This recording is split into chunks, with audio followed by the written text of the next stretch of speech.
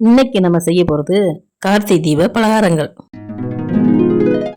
Carrot வடை செய்ய போகிறோம். அதுக்கு 1/2 டம்ளர் பாசிப்பருப்பு, 1/2 டம்ளர் கடலைப்பருப்பு போட்டு ஊற வச்சுட்டு அதில் 2 காஞ்ச மிளகா, கொஞ்சம் சோம்பு போட்டு அரைச்சி எடுத்து வச்சுக்கணும். ஒரு கேரட்டு, ஒரு வெங்காயம், 4 பச்சை மிளகா, கொஞ்சம் கருவேப்பிலை, கொஞ்சம் இஞ்சி எல்லாத்தையும் அரிஞ்சிட்டு மாவில் போட்டு பிசைஞ்சிட்டு தட்டி போட்டு எடுத்த கேரட் வடை ரெடி. அப்பவும் செய்ய போகிறோம். 1 கப்பு மைதா, 1 கப்பு அரிசி மாவு, 1 கப்பு தேங்காய், 1 கப்பு வெல்லம், 1 டம்ளர் பால், ஏலக்காய் நாள், ஆப்ப சோடா கொஞ்சம். செய்யும் போது பார்க்கலாம். திட்டமாக தண்ணி ஊற்றி அப்பத்துக்கு மாவை கரைச்சிக்கணும். கரைச்சிக்கிட்டு எண்ணெயில் ஊற்றும் போது பார்க்கலாம்.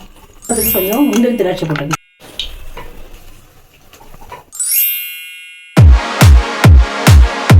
பப்பாளி பாயசம் செய்ய போகிறோம். பப்பாளி 1 டம்ளரு, சர்க்கரை 1 டம்ளரு, பால் 1 டம்ளரு. பப்பாளியை நல்லா கரைச்சிட்டு 1 டம்ளர் தண்ணி ஊற்றி நல்லா வேக வைக்கணும்.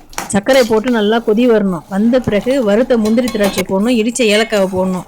கொதித்து திக்காக வந்த பிறகு இறக்கி வச்சு ஆற வச்சுட்டு, ஆறின பிறகு பால் 1 டம்ளர் அதில் ஊற்றணும். அது பால் ஆறதுக்கு முந்தைய ஊற்றுனீங்கன்னா முறிஞ்சு போயிடும் பால்.